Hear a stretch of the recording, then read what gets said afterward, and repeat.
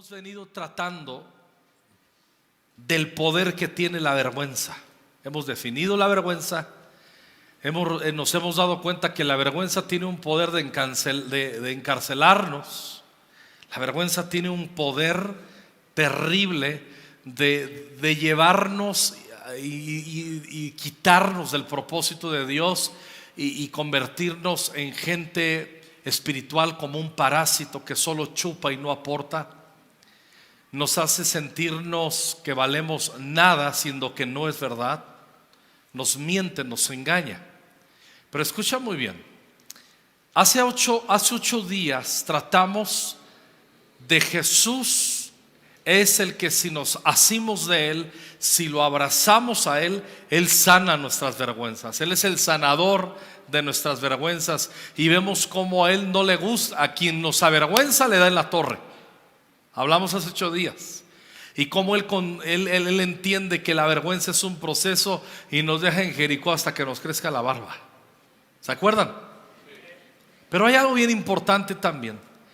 Quien no abraza la gracia del Señor para sanar sus vergüenzas, le abre la puerta al espíritu de condenación satánico. Si el Señor se te está acercando y el Señor te dice: yo quiero sanar tu vergüenza, yo te amo, y tú dices por tu propia vergüenza: no, vete, no, estoy avergonzado, Jesús, no te acerques. Cuando tú le dices no a Jesús en tus vergüenzas, le dices a Satanás: bienvenido espíritu de condenación, bienvenido condenador, acusador. Porque ese es el nombre de Satanás, uno de los nombres de Satanás en la Biblia, el acusador de los hermanos.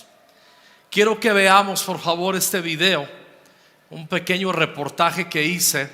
Me salió mi espíritu de periodista, ¿sí? No soy tan bueno, pero cómo me divierto.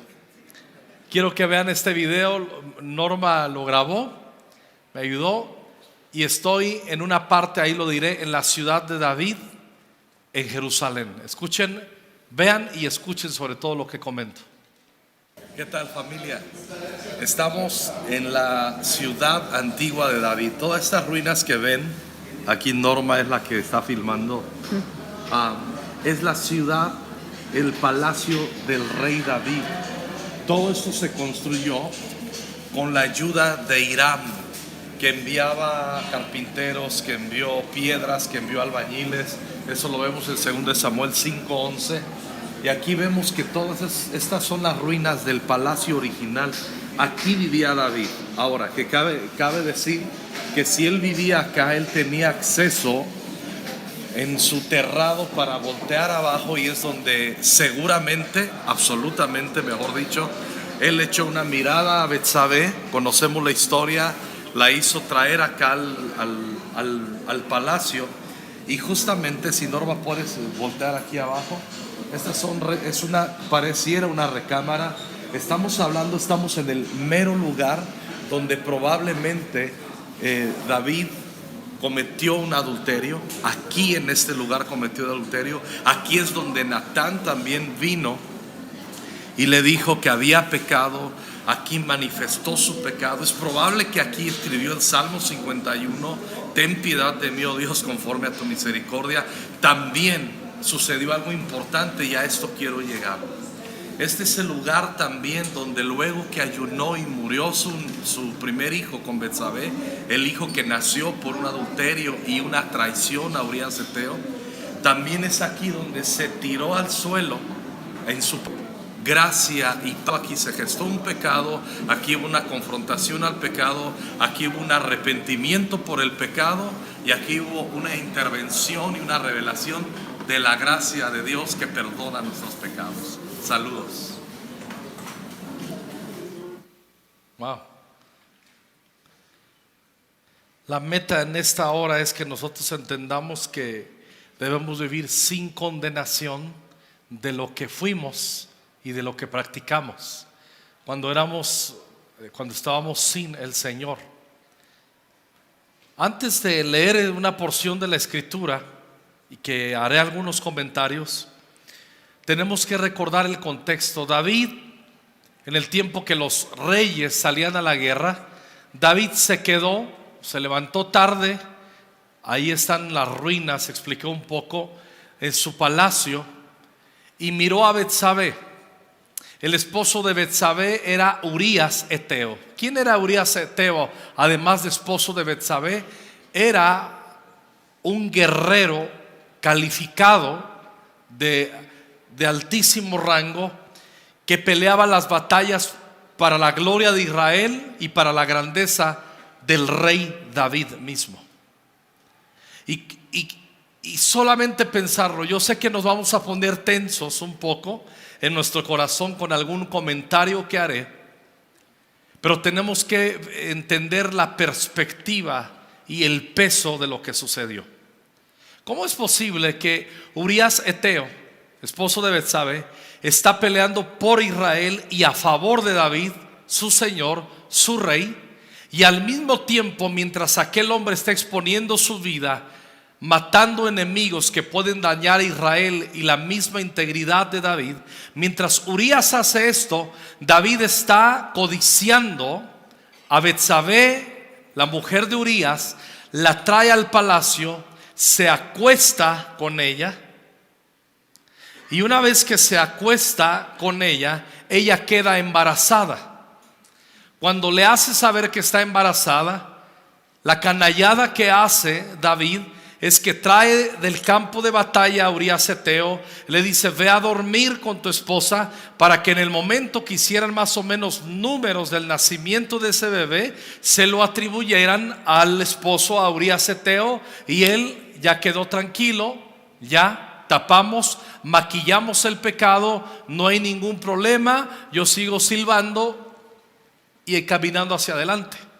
Pero Urías eteo dijo: no, ¿cómo yo voy a estar disfrutando estar con mi esposa, el gozo de estar con mi esposa, y los demás están en el campo de batalla? Y no quiso ir a acostarse con su esposa ni a tener tiempo de descanso en su casa. ¿Qué hizo entonces David?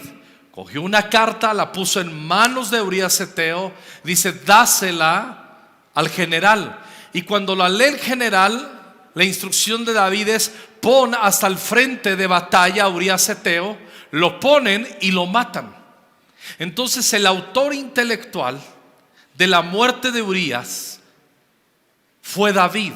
Fue un asesino de Urías eteo, y tomó la mujer Betsabé, se llamaba, de Urías eteo, y luego lo encubrió, y todavía quiso fingir que tenía gran misericordia. Él delante del pueblo dice: oh, se quedó viuda Betsabé, tan joven, tan guapa. ¿Y qué es lo que hizo David a los ojos del pueblo?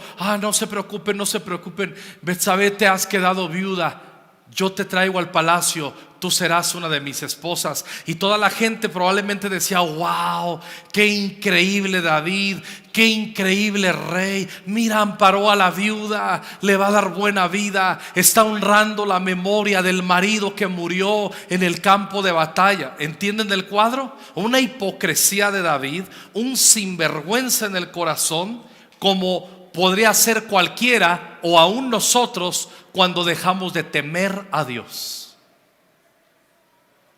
Y en medio de todo este cuadro aparece el profeta Natán. Y el profeta Natán, que era amigo también de David, pero profeta, se pusieron a tomar un café. Y le dice: ¿no tienes un pastelito, 3 leches por ahí? Y ya que se está tomando su postre, están hablando de la guerra, de cuántas victorias. Y de repente le dice Natán: David, te quiero contar una historia que está sucediendo aquí cerca, en tu propio reino. Dice: pues cuéntame, Natán.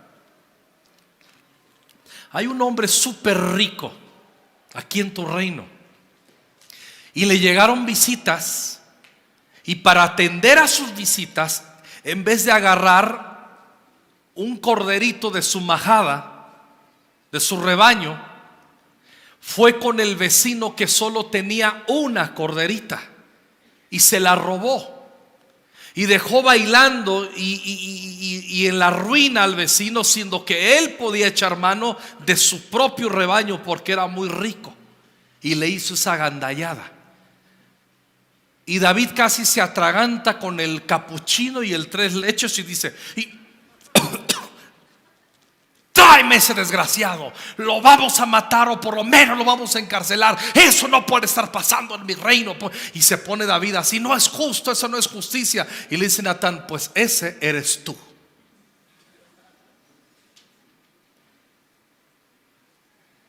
No le pudo decir sino: ese eres tú.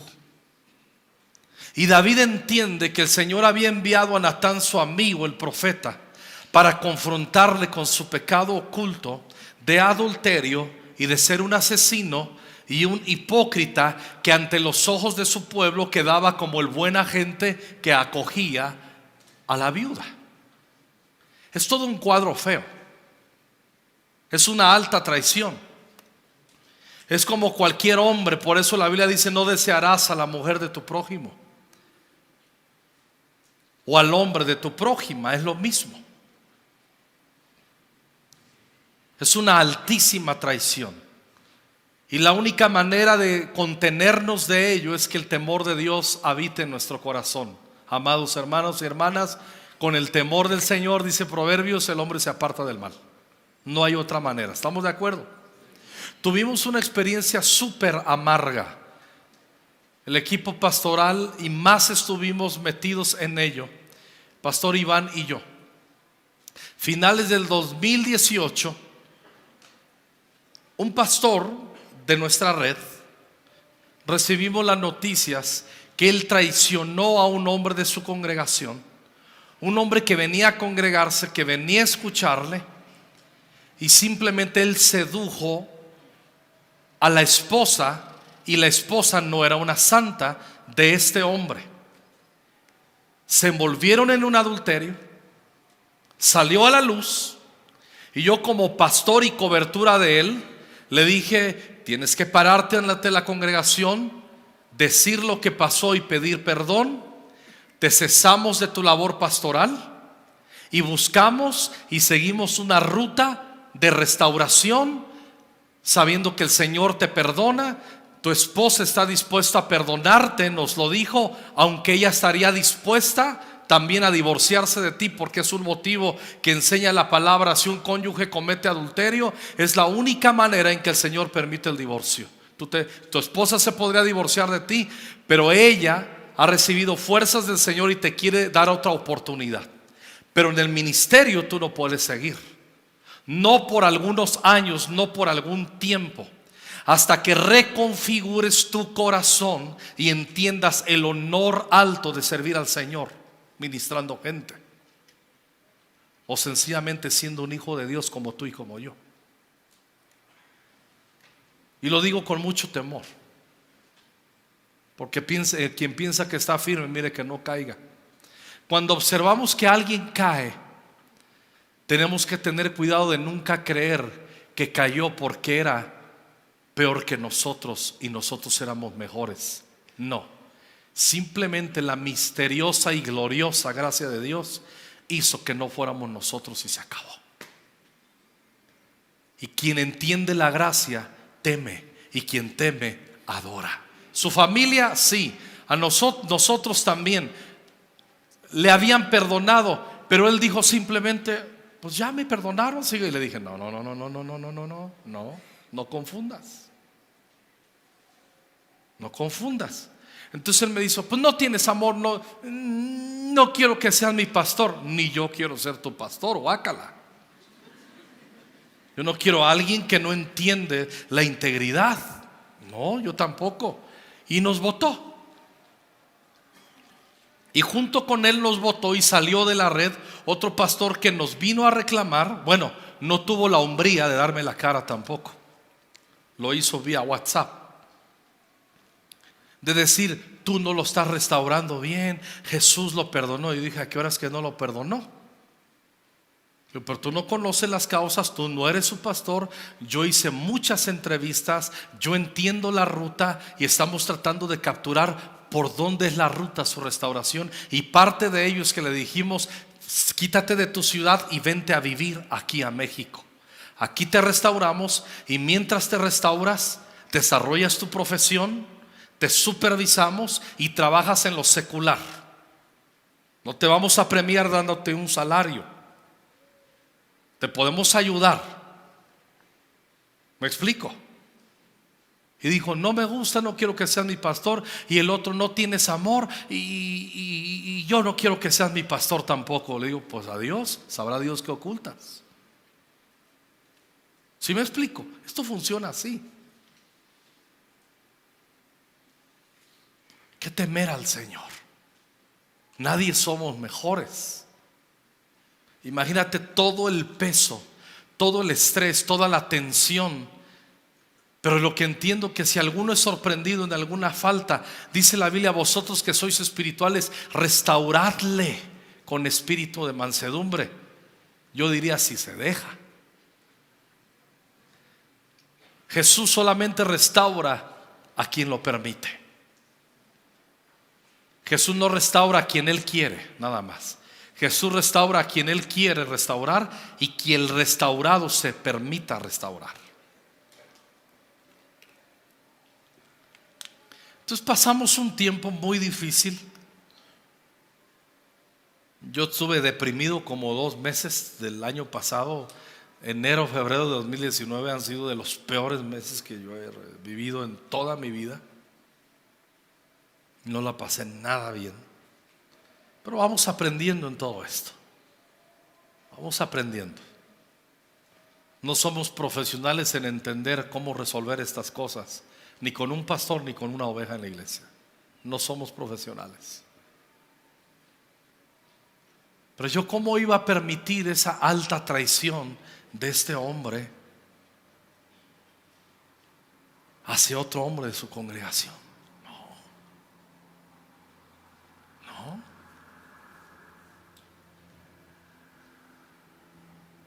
Yo he conocido casos en iglesias donde otro hombre traiciona a otro, no el pastor, se traicionan. Se arman unas. A mí me han venido aquí, hermano. Le digo: no voy a intervenir, ¿no? ¿Me lo voy a sonar, pastor? No sé. ¿Me invitas al sepelio? ¿Sí me explico? Es una alta traición. Eso no. Ay, que Dios nos guarde.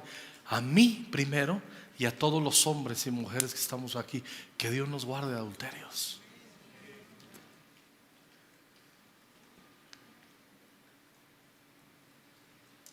No valdría la pena avanzar al tema que quiero llegar si no les advertí que iba a ser un poco tenso estos minutos. Son tensos, la verdad, ¿sí o no? Son tensos. En la semana también tuvimos que expulsar a un hombre de la congregación. Había tenido unos asuntos, salieron a la luz. Él no vino a confesarlo, salió a la luz. Le confrontamos meses atrás, porque la palabra de Dios enseña. 1 Corintios 5, ¿se acuerdan? Había un muchacho que venía a la iglesia de Corinto. Decía: ¿qué pasó, brothers? Dios les bendiga, paz de Dios, brothers, alabado sea Cristo. Wow. Pero resulta que ese sinvergüenza se andaba acostando con su madrastra. Con su madrastra, lo dice la Biblia, 1 Corintios 5. Y en la iglesia lo veían entrar y nadie hacía nada, ni nadie le confrontaba. Así como si nada. A sabiendas del equipo pastoral, no permitiremos nada aquí. Yo cuando nos enteramos, no, que fulano, gracias por informarnos. Y yo no llego, y yo le digo: escuché esto de ti, ¿es verdad que estás haciendo esto? ¿Es verdad que está sucediendo eso? Vamos a ayudarte. Para eso estamos, para eso somos una casa de restauración. Y ese tipo nadie le decía nada, y el apóstol Pablo se enoja y dice: ¿cómo diantres? Bueno, no dice la Biblia cómo diantres, pero da a entender. ¿Cómo chihuahuas? ¿Cómo diantres? Nadie le dice nada. Nadie lo confronta. Y todos fingen que la gracia del Señor, hermano. Y dice Pablo, no, dice, yo no puedo estar presente en cuerpo, pero estoy presente en espíritu, de autoridad apostólica. Expúlsenlo de la congregación, entréguenlo a Satanás para destrucción de su carne, quítenle la cobertura para que un día a lo mejor Dios le conceda el arrepentimiento. Y luego en segunda a los Corintios le vemos a ese mismo hombre. Pablo escribe: aquel que lo entregaron a Satanás le había ido como en feria. Cuando le quitó la iglesia la cobertura y lo expulsaron, le fue como en feria, pero le fue mal que casi se muere de tristeza. Y dice el apóstol Pablo: ya no sean manchados. Bueno, tampoco dice no sean manchados. Da a entender, dice, tráiganle, díganle que le aman, ya aprendió la lección, y que organice su vida y denle una ruta de restauración. Y yo los pruebo si ustedes aman, para que Satanás no gane ventaja entre vosotros, pues no ignoramos sus maquinaciones. Así se tratan las cosas en la casa de Dios. Nosotros no somos una iglesia que si alguien anda metido en error, a sabiendas nuestras, no somos los de miren, nos hemos encontrado líderes que les confiamos ministerio de cuidar vidas, se enteran de pecados y no le digas al pastor, y lo ocultan aquí. Yo te voy a ayudar, manito. Eso no es así. No les vamos a dar bofetadas, pero vamos a admitir que ahí debe haber una ruta de restauración. Hola. Respiren, no se me vaya a ahogar. No sé si están sudando del calor o de la predi. De las dos.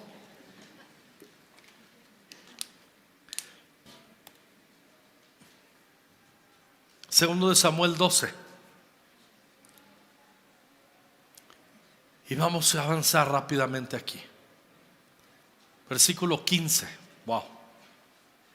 Después que Natán regresó a su casa, una vez confrontó a David, el Señor le envió una enfermedad mortal al hijo de David, que David tuvo con su esposa, la esposa de Urías. Qué feo versículo, con la esposa de Urías. Así que David le suplicó a Dios que perdonara la vida de su hijo, y no comió y estuvo toda la noche tirado en el suelo. Entonces los ancianos de su casa, o sea sus consejeros, le rogaban a David que se levantara y comiera con ellos, pero él se negó. Finalmente, al séptimo día el niño murió. O sea que 7 días de ayuno y en el suelo, suplicando la gracia del Señor. Los consejeros de David tenían temor de decírselo. No escuchaba razones cuando el niño estaba enfermo. Se decían, ¿qué locura hará cuando le digamos que el niño murió? Se dio bien. El versículo 20 es increíble. Cambió de ropa, luego fue al tabernáculo a adorar al Señor, y después volvió al palacio donde le sirvieron comida y comió. Sus consejeros estaban asombrados. No te entendemos, le dijeron, no lo entendemos. Mientras el niño aún vivía, lloraba y rehusaba comer, pero ahora que el niño ha muerto, usted terminó el duelo y de nuevo está comiendo. Ayuné y lloré, respondió David, mientras el niño vivía, porque me dije, tal vez el Señor sea compasivo conmigo y permita que el niño viva.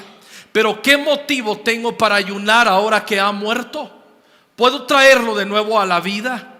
Un día yo iré a él, pero él no puede regresar a mí. Luego David consoló a Betsabé, su esposa, y se acostó con ella. Entonces ella quedó embarazada y dio a luz un hijo, y David lo llamó Salomón. El Señor amó al niño y mandó decir por medio del profeta Natán que debían llamarlo Jedidías, que significa amado del Señor, como el Señor había ordenado. Vaya historia. Pero voy rápido aquí. A ver, vamos a pensar en los ancianos consejeros de David. Cuando ellos se enteran a David que ya murió el niño, David, ¿qué dijo? ¿Qué hizo? Se levantó rápido, se bañó, se perfumó, se cambió la ropa, se fue al templo a adorar, y regresando se puso a comer después de su ayuno de 7 días. ¿Y qué hacen los ancianos? Le dicen, David, como que no vemos bien lo que estás haciendo. Como que más bien ahora que murió el niño, si te chutaste 7 días de ayuno de cuando vivía, como que le estaban tratando de decir, pues ahora échale otros 21 para que amarre, para que vean que de veras estás arrepentido, para que se te note el quebranto, para que quedes bien con los demás, para que tú mismo te das cuenta que estás en serio en tu arrepentimiento. O sea, no entendían que David se hubiera levantado rápido, se hubiera aseado, se hubiera cambiado la ropa, se hubiera perfumado, hubiera entrado al templo a adorar y regresar a comer. No lo entendían.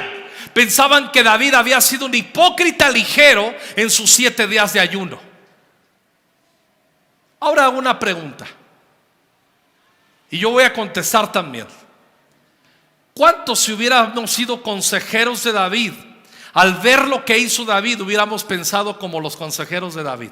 Levante su mano. Yo también. Los demás son bien santos y lo hubieran entendido. Yo hubiera sido de aquellos que le hubieran dicho a David: no, pues ahora demuestra que estás arrepentido, échale para adelante, como que te levantaste muy rápido, ¿no? Así como que no creo en tu arrepentimiento. No, el David a mí se me hace que no está arrepentido. Se me hace que fue puro choro esos 7 días ahí, como no está arrepentido. Y yo hago la pregunta: ¿quiénes somos nosotros como particulares?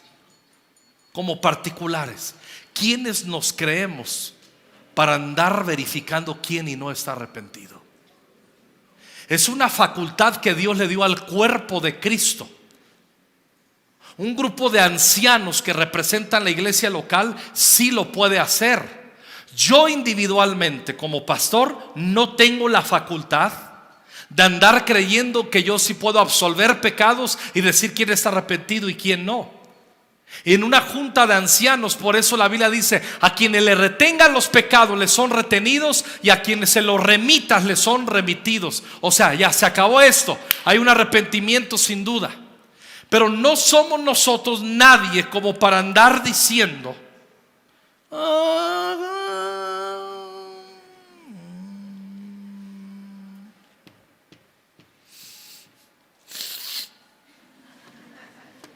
como que no está arrepentido. Hola, socio del Espíritu Santo. ¿Quiénes nos creemos para eso?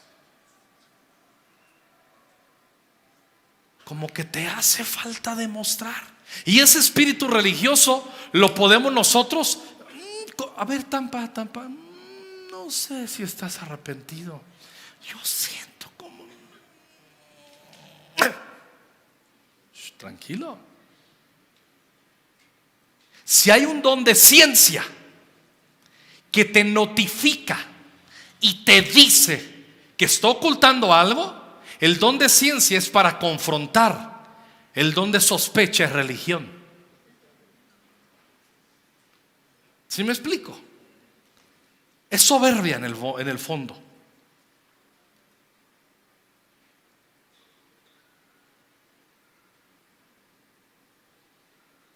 Yo cuando viene alguno así y le digo: a mí se me hace, ¿te consta? ¿Ya hablaste?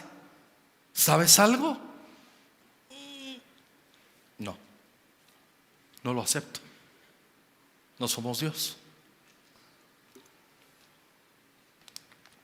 Nos tratará la restauración, no el juicio. Nos tratará así la disciplina. Pero la disciplina se le da a alguien cara a cara, explicándole el por qué, amándole y dándole una ruta personal de restauración. De otra manera no. ¿Me estoy explicando? ¿Me estoy explicando? ¿O estoy hablando en chino? Ahora, ese espíritu de religión de como que te falta, no se te nota el arrepentimiento, lo podemos hacer hacia los demás o hacia nosotros mismos. ¿Se acuerdan del muchacho del hijo pródigo que dijo: Padre, dame la parte de los bienes que me corresponde? Se va, sabe que metió la pata, vuelve en sí y dice: he pecado contra el cielo y contra ti. preparó su discurso. Voy a llegar con el Padre y le diré: Padre, he pecado contra el cielo y contra ti. ¿Eso es correcto? Sí. La segunda parte ya es espíritu religioso hacia nosotros mismos. Ya no soy digno de ser llamado tu hijo. Deja que el Padre decida cómo te llamas, hijo o hijo. Hazme como uno de tus jornaleros. Deja que el Padre lo decida. Nosotros no tenemos esa facultad. Pero a veces, como ese es el espíritu religioso, tienes que hacer, tienes que demostrar. Y no se te nota, David, 7 días ayunaste. ¿Cómo te levantas tan rápido? Acuéstate otra vez, David. Quédate ahí, David, para que amarre, para que se vea que te arrepentiste. Se tiene que notar. Cuidado cuando somos inquisidores hacia los demás y hacia nosotros mismos. Los ancianos intentaban ser inquisidores hacia David por su comportamiento. Ellos que entendían que había tenido en esos 7 días una revelación de la gracia de Dios, porque eso es lo que hizo que se levantara rápido y no se quedara en vergüenza ni abriera la puerta a la condenación.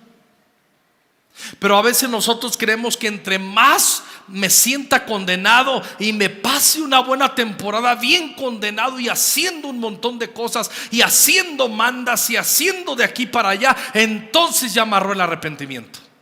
Eso es un espíritu de religión.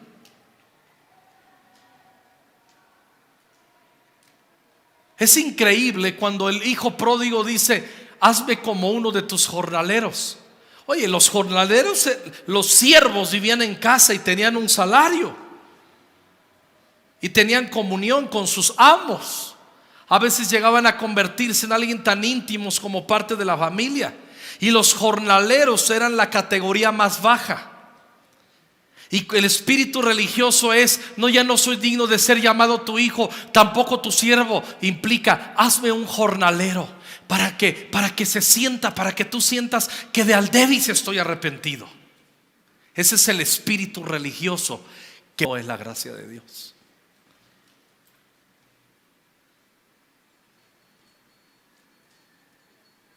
El Salmo 51: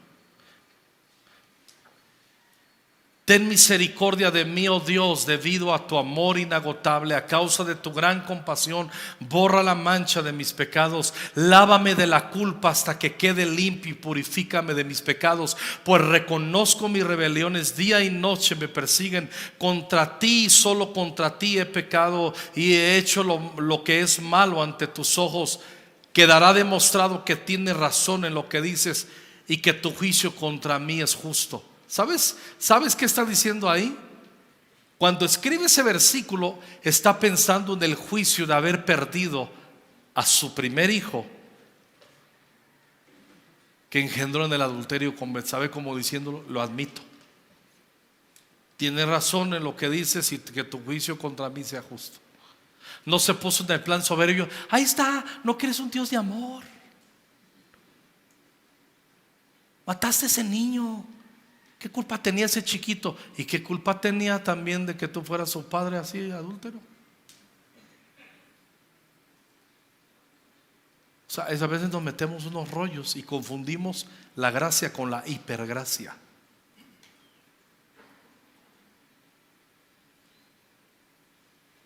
Y ya engaño es decir: aquí no pasa nada, ocúltenle, aquí no pasa nada. Hey, sean todos felices, vivan como sea, no importa que peques, pide.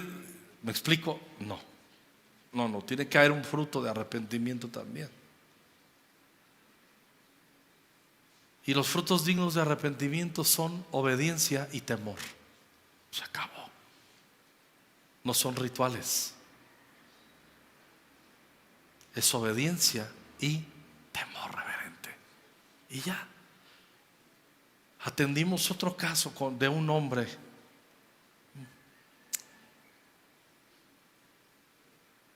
Nos notificó su esposa, él salió a la luz los pecados feos que había hecho.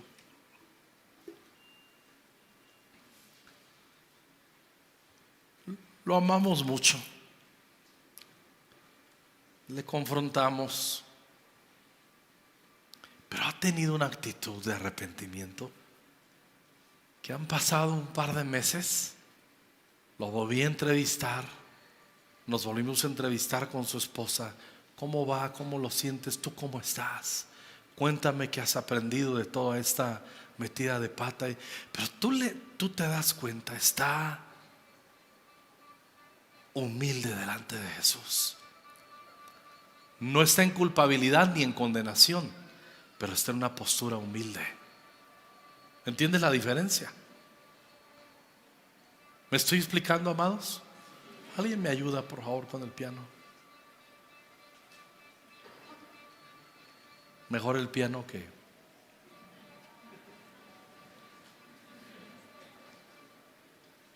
el patito.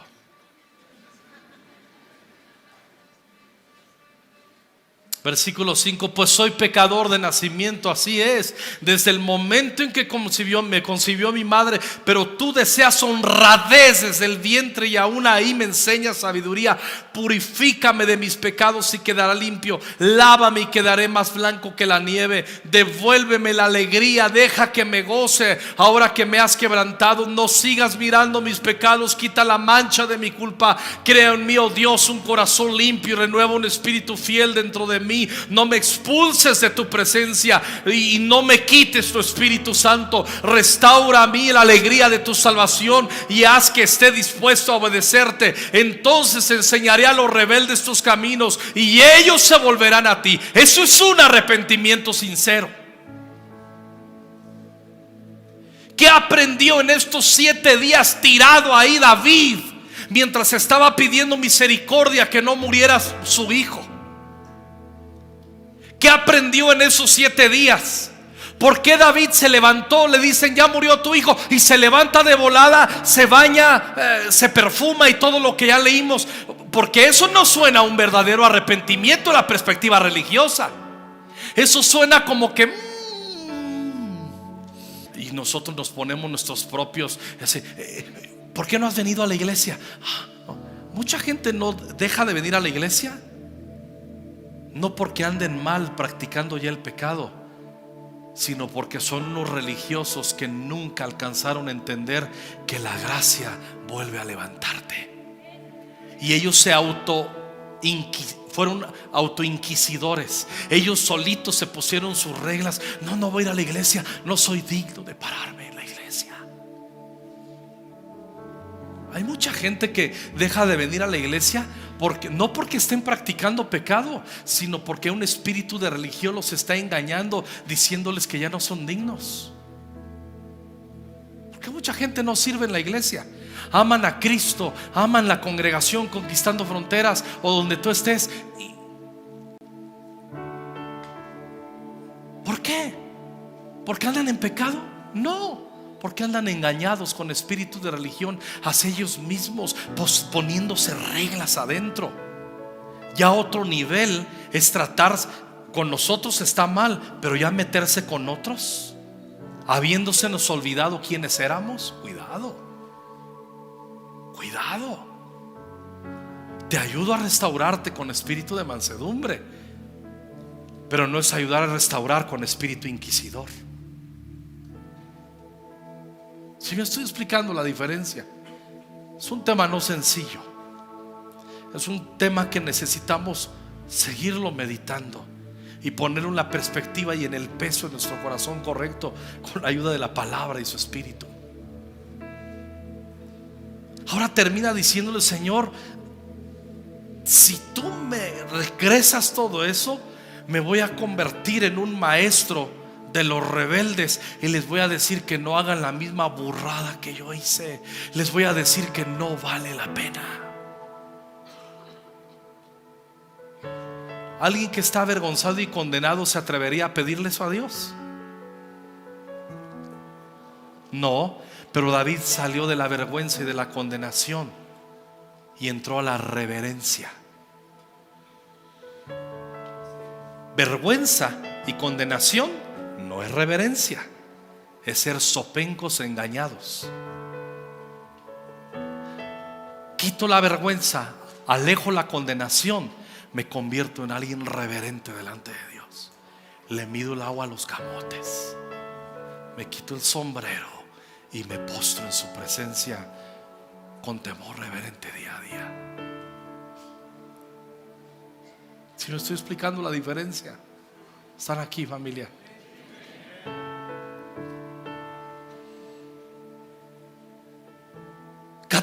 Perdóname por derramar sangre, oh Dios, que salva. ¿De quién está hablando? ¿En quién está pensando cuando dice perdóname por derramar sangre? ¿En los que mató en las batallas que Dios le había enviado? ¿En quién está pensando? En Urías Eteo. Perdóname por haber matado a ese hombre inocente y me metí con su esposa. Perdóname por derramar sangre, oh Dios que salva. Entonces con alegría cantaré de tu perdón. Perdóname, regrésame el gozo. Desata mis labios, oh Señor, para que mi boca pueda alabarte. Si tú me perdonas, si tú me das espíritu de gracia, si tú me bautizas en el amor de tu gracia, entonces yo podré abrir mi boca y podré alabarte. Tú no deseas sacrificios, de lo contrario yo te ofrecería uno. Tengo lana, Dios, si se trata de ofrecerte un sacrificio, me chuto el más extraordinario que jamás nadie te podrá dar.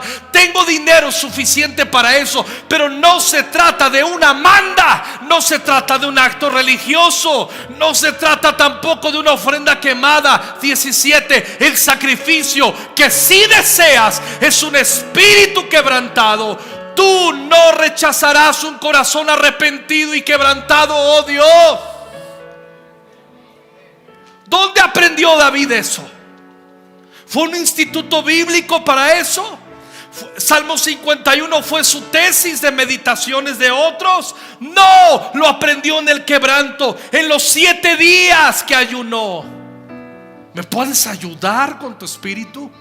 ¿Me puedes regresar la sensación y la realidad, más allá de la sensación de sentir que estás conmigo, tu unción y tu Espíritu Santo conmigo?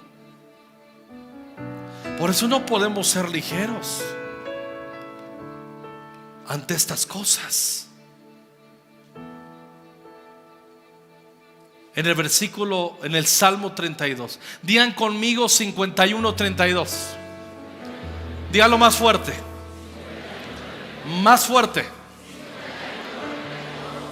Nunca olvide el Salmo 51 y el Salmo 32.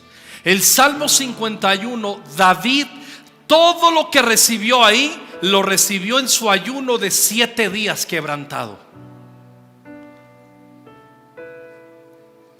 Es probable que cuando se fue al templo a adorar, ahí haya anotado el Salmo 51. ¿Dónde aprendió? ¿Dónde escribió todo eso? ¿Dónde se dio cuenta de que era un gandaya él, pero que Dios perdona? ¿Dónde? En esos 7 días ahí. Si le sana al niño, ni cuenta se da de la corrupción que está en el corazón de David. A veces Dios nos tiene que quebrantar. Los quebrantos, hermanos, las pruebas, a veces son, a nosotros no nos va a matar Dios un hijo, no te preocupes, Él es bueno. Pero no vamos a pasar, no va a dejar pasar por alto que en su presencia aprendamos a medirle el agua a los camotes y temerle. Eso sí, eso sí. Y tarde o temprano eso va a suceder con todos. Todos tenemos que pasar nuestros quebrantos, nuestras lágrimas. Todos tenemos que pasar esos 7 días tirados en el piso.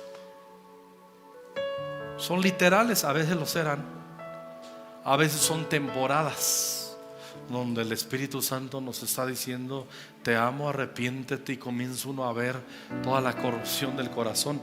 Pero termino con el Salmo 32. Ahora está David aquí. Oh, qué alegría para aquellos a quienes se les perdona la desobediencia. ¿De quién está hablando David? De muchos, pero se está incluyendo. Está diciendo: les voy a contar la experiencia de mis tonterías, de mis metidas de pata. Les voy a contar luego del Salmo 51 que vine y me planté delante de Dios y le pedí perdón y Él me perdonó. Ahora les voy a contar qué pasó cuando me arrepentí. Una alegría a aquellos que se les perdona su desobediencia, a quienes se les cubre su pecado. Sí, qué alegría para aquellos a quienes el Señor les borró la culpa. ¡Wow! ¿Qué les borró? Por eso hay que vivir sin culpas. El Señor borra las culpas. No hay ninguna condenación para aquellos que estamos en Cristo Jesús. Recuérdalo. Si tú no dejas que el que sana tus vergüenzas te sane, Él se da media vuelta y tú le dices: Satanás, condenador, acusador, aquí estoy, destrúyeme. Y nadie queremos eso, y el Señor no lo quiere tampoco. Mientras me negué a confesar mi pecado, mi cuerpo se consumió y gemía todo el día. Día y noche tu mano de disciplina pesaba sobre mí. Mi fuerza se evaporó como agua de calor al calor del verano. Finalmente te confesé todos mis pecados. Ya cuando Natán se lo puso como... Y ya no intenté ocultar mi culpa. Me dije: le confesaré mis rebeliones al Señor, y tú me perdonaste. Toda mi culpa desapareció. Ahí está. Toda mi culpa desapareció cuando fui sincero delante del Señor. Cuando en medio de mis vergüenzas: Señor, estoy avergonzado, pero corro a ti. Estoy avergonzado contigo, conmigo mismo, pero corro a ti. Y cuando el Señor te abraza. 6. Por lo tanto, que todos los justos oren a ti mientras haya tiempo, para que no se ahoguen en las desbordantes aguas del juicio. Qué salmo más increíble. Pero tú eres mi escondite. Me proteges de mis dificultades y me rodeas con canciones de victoria. ¿Qué fue a hacer David luego que se levantó rápido, que se bañó, que se perfumó, que se puso una buena ropa? ¿Qué fue? ¿A dónde fue? A adorar. Aquí está.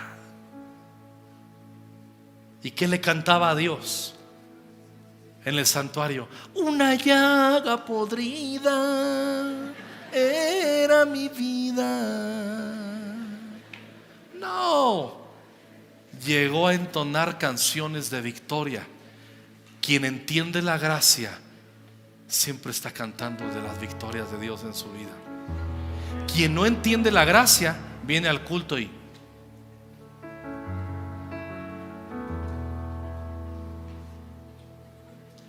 amor, canta. Traes vergüenza y traes culpa. ¿Por qué no vienes a Jesús? ¿Por qué no te pones a cuentas y dejas que el amor de Dios y su perdón te lave y entras en la bienaventuranza de la alegría?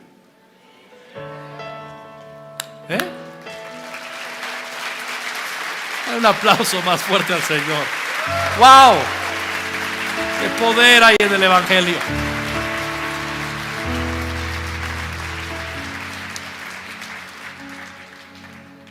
El versículo 9, anoche estaba orando y sentí que Dios me lo dio para algunos de ustedes. No es cierto. No seas como el mulo o el caballo, que no tienen entendimiento, que necesitan un freno y una brida para mantenerse controlados. La semana expulsamos a un hermano que andaba en modo mulo y caballo, que nadie le podía poner freno. Dijimos: no, espérame, somos pastores que guiamos ovejas, no somos jinetes que dominamos mulos. ¿Y qué hacemos los pastores inteligentes con gente del molo mudo? Búscate otro lado, sigue tu vida de necedad. Tarde o temprano caerás, o a la gracia del Señor o al juicio de Dios, pero en las manos de Dios caerás.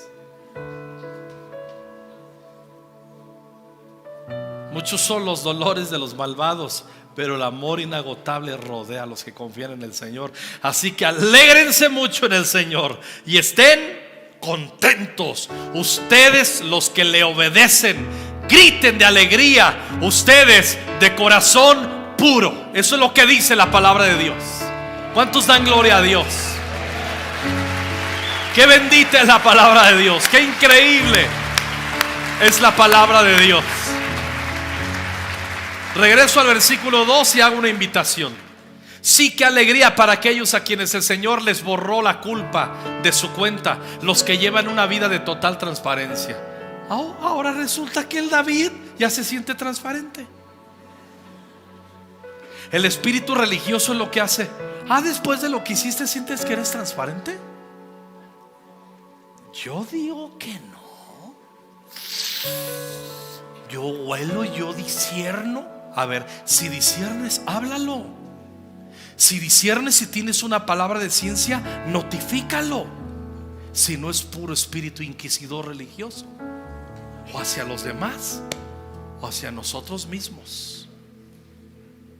No, ahí está la Biblia.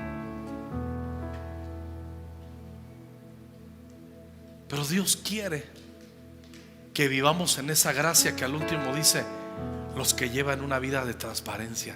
¿Quieres quedar limpio? ¿Quieres poner tu fe en Cristo para que sea tu Señor y Salvador? ¿Quieres que Él te dé vida eterna? ¿Quieres nacer de nuevo? Hoy puede suceder si solamente tú no tienes nada que hacer. Solamente debes creer.